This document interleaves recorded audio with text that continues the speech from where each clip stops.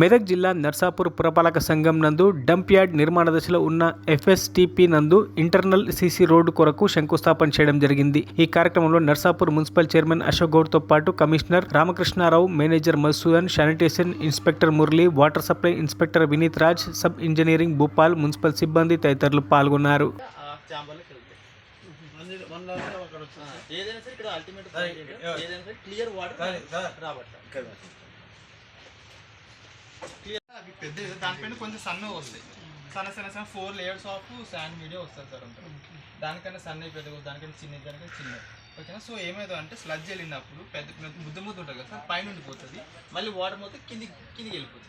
కిందికి వెళ్ళిపోయి మీరు అక్కడ గట్టర్ ఒకటి ఉంది, మీరు అబ్జర్వ్ చేస్తే కింద ఒక గట్టర్ ఉంటుంది సార్. ఆ గట్టర్ నుంచి అక్కడ వరకు ఆ ఛాంబర్లోకి వెళ్తాయి. ఏదైనా సరే ఇక్కడ అల్టిమేట్ ఏదైనా సరే క్లియర్ వాటర్ రాబట్టాలి.